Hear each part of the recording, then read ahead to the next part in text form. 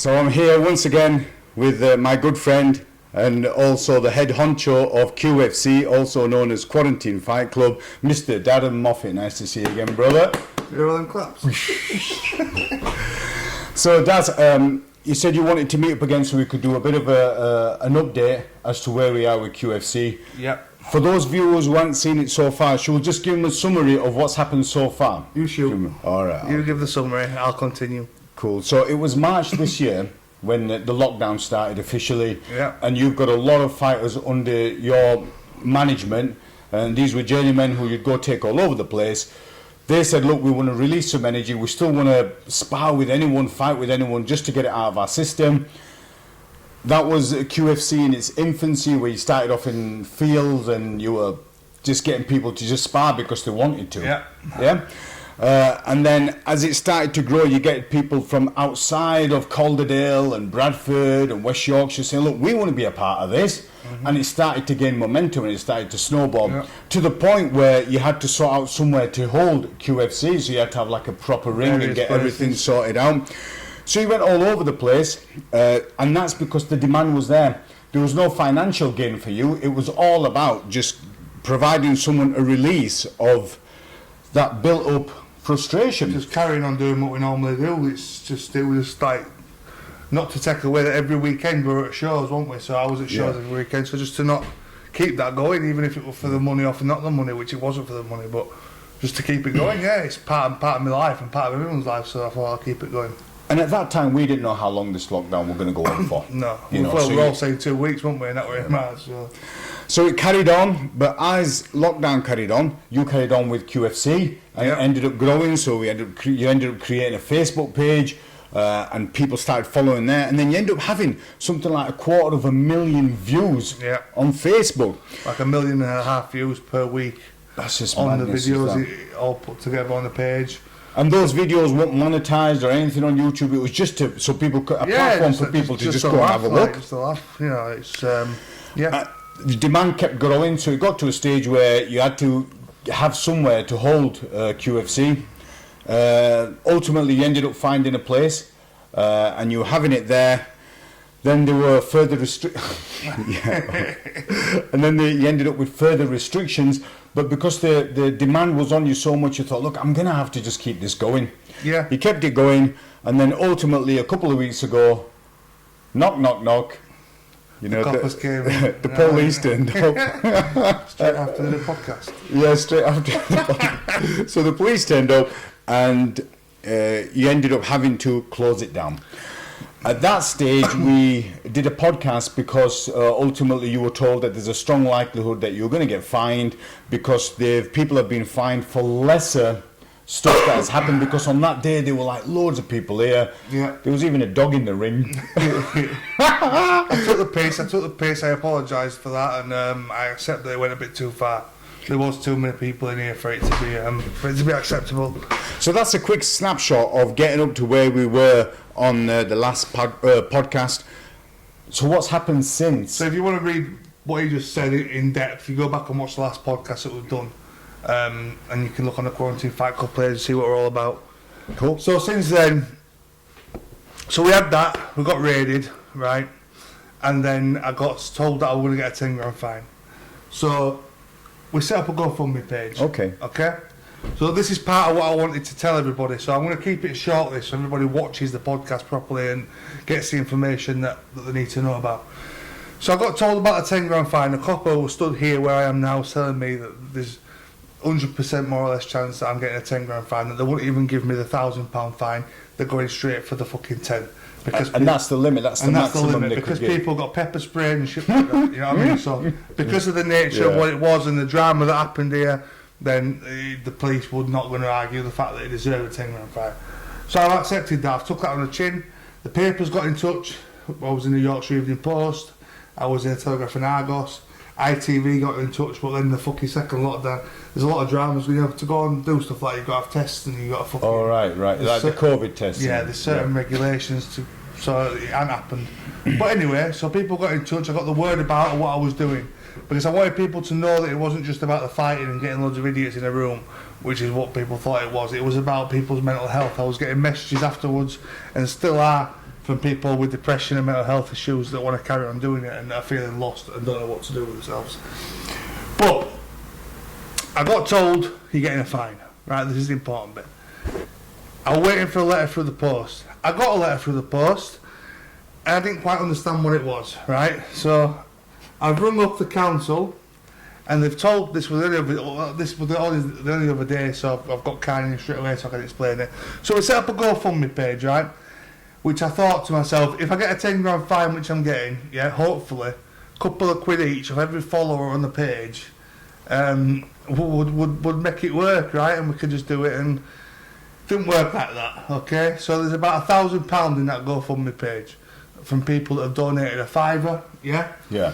So it didn't really go. It's a good job I haven't got a fine, by the way. I've been given a warning. I've been given a warning to stop doing QFC in the Bradford district.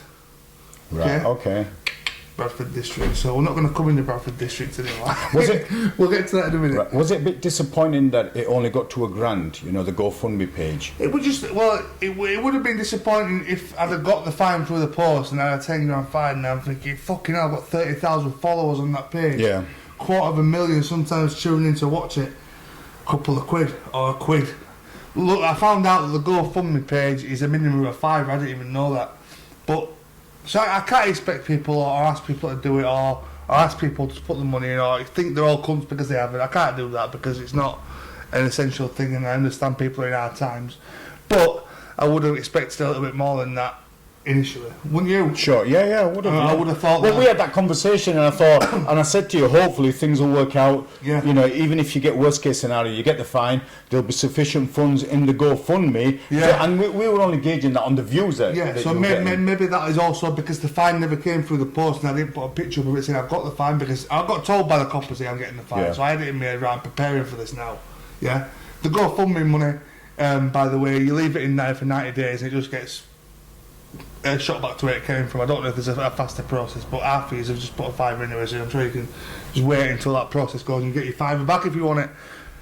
So that's not an issue at all. But yeah, it was a little bit disappointing that if I had got, at least now I know that if I do get a fine, I'm on my fucking own, or there's not many people. Yeah, you know what I mean? But thank you to everyone who did donate. I appreciate it massively. I know all the names other than the ones that are anonymous, so I will go down once I've fucking figured out what's going on and tell everyone thank you or give it back or whatever you need me to do with it. Just get in touch. So I rung the council, yeah, and she said to me, she's given me a bit of a telling off in a light-hearted way. I respect she was nice to me, she was lovely to me and all that. And she said, look, you're probably going to have a successful show when lockdown's over. Yeah. They all sort of know what QFC is, they've been watching it for a while. I went a bit over the top, it came on top. Be careful next time, you know what I mean? However, the new rules have come in, so we had done it for a few weeks now, and I'm gutted and everyone's gutted, and I'm thinking, oh, we did one fight, I think, that I wasn't there. Jordan was there, it was just a bit silly, really. It wasn't the same, you know, so I've got all my other, I've just been training, I'm fucking freezing now. You're doing a bit of sparring with Dion, weren't you? Yeah, Dion, fucked him on there, So, trying to figure out what's going on, and now I've decided. But hold on, you mentioned about the new rules. Did that come in yesterday? No, that was when was it? Over there. I heard it a couple of weeks ago, wasn't it? No, I'm on about the new lockdown. Oh, right, sorry, okay. So the new lockdown came, which is don't make no fucking difference. It's Quarantine Fight Club, and that's when it started. But the council told me hold off till 5th of December. Right. Yeah. On 5th of December, ring me back, and we'll tell you how you can do this properly. Because they'll be gauged by the government, won't they? Yes. So they're only doing the jobs there. And I know these people in the office aren't making the decisions. And they've probably got a soft spot for QFC, which I was told. The same with the police when they came. Nobody was out of order. Nobody was out of order. You know, it's not the police, the council. They've got directions. There's certain things that they've got to do. Yeah, so they've got to do the job. So they're all sat in office. And they're probably looking at this thing thinking, we don't want to do this, but they have to because it's come from above, hasn't it? So then I feel a little bit bad because I have to continue doing QFC, okay? I'm going to do it a little bit differently. I'm literally from the point go, I ain't even done it yet. I'm openly telling you all that I'm going to do it. So anybody has any problems with what I'm going to do, get in touch with me before I do it. You've got my phone number. and you know how to get in touch with me. I'm not trying to be funny, I'm not trying to be a dickhead or anything like that. I'm trying to keep it right. So what I'll do is, I'll find an open space, okay? I will go back to where we started. Maybe not fields, because you can't, it's piss wet through sometimes, yeah? So you can't guarantee it's not going to rain. So what I'm going to do is, the thing is, right, I feel like I shouldn't do this because I'm going to get in more trouble. Am I going to get in trouble? But I've got an army of people with depression and mental health issues that I believe that they need this, okay? There's people that have, I swear to God, right, I'm not going to no names, but there were people that hadn't gone out robbing houses in the time that QFC was on, right? They've fucking been done about 4 times in the last 2 weeks. They've been arrested 4 times, so whether it's a coincidence or not, yeah, this is keeping fucking people in the right direction. Well, you said that on last QFC, you had people sending you messages saying, look, I've turned my life, I'm no longer a drug addict. Yeah, drug addicts that are no longer drug addicts, they're like saying, look, I'm just going to go back on smack. I'm like, no, we'll do QFC. So I feel like I have to put QFC on to lower the drug industry, as well. So I'm helping you all out. I'm helping the situation out here, I know I am. Don't you think? Well, on a personal level, I don't think you're doing anything that's to anyone's detriment. It's not like you're forcing anyone to do it. No. There's people who are saying to you, please, we need an outlet. Yeah.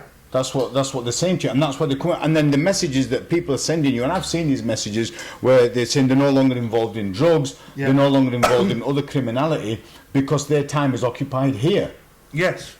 So I've got all this. So if I only had 1 or 2 of them, and I thought it was just a small impact, it wouldn't make as much difference to me. But because of the amount of messages I receive, and the amount of shit people tell me, like on a personal level of what this has done for them, then I think to myself, do you know what it is?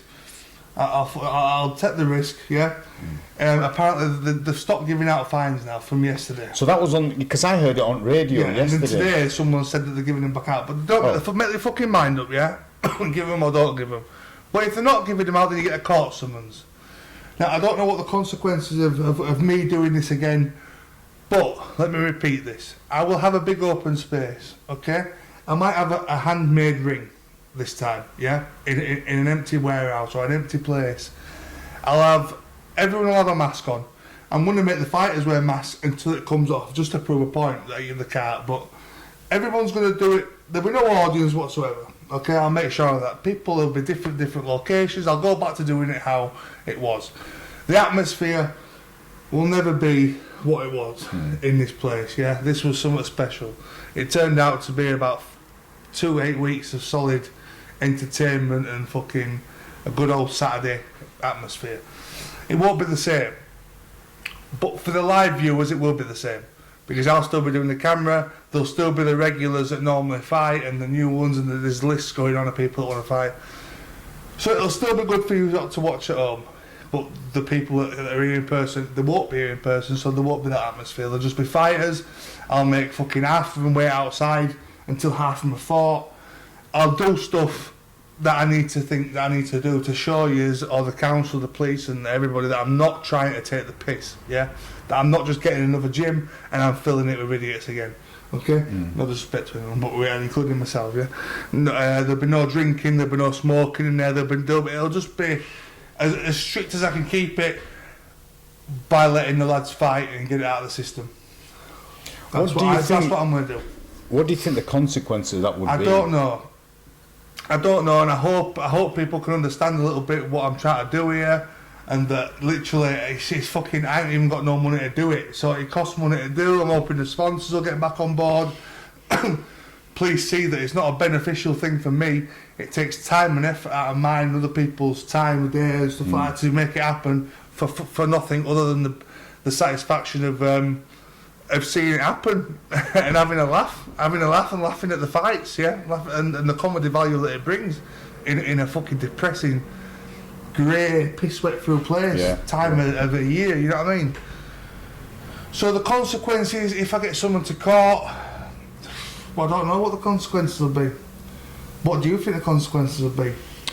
Well, I think if you get someone to court, they might look at, previous, if there's any build up to it, like with QFC happening in other places, and then they might look at rather than looking at a 10 grand fine, they might look at means testing and saying, okay, what's this person earning? You know. So there's no prison involved? I don't know. The likelihood is slim. I used to be, so but I'm not the likelihood is slim. However, look, ultimately it's your intention why you're doing it. So if you were doing it just for financial gain, then they'd be like, hold on a minute, this person don't care about anyone, he's just doing it for the money. Right. But you're doing it the other way. You're saying, look, these people are coming to me. You know, they'd be willing to give character witnesses, I assume, to say, I asked for this because I needed a release and an outlet. Well, that's what I assume. In my head, if it happens again, I don't think anyone will come and raid the place, or because first of all, it won't be here. It'll be in different places, and they won't know where it is till the day and stuff like that. So there's no need for the police to come and raid me. All you've got to do is ring me, and I'll come down to the police station if I need to be spoken to. It's not an issue. I'm not fucking one of them that hides away from it. So what I'll do is I will do it. I'll do it properly. I'll do it as limited as I can. I'll give everyone a laugh that they're supposed to. If I go to court, I will go to court and I'll stand up in court and I'll say what I've just said now. I'll say what I've just said now, and if the judge thinks it's a good, I deserve it, then I think he's wrong.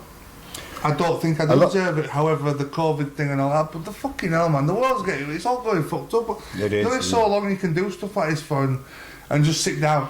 I've seen all sorts of people arguing it out and stuff. And I think people are getting fed up as well, aren't they, Daz? I mean, they just, you know, even now, like with this, with schools being open, kids go there, then they come home, then they mix with someone else. Well, and, you know what I mean? You know, that's the main thing that I've been thinking about, because everything's closed. Everything's not closed.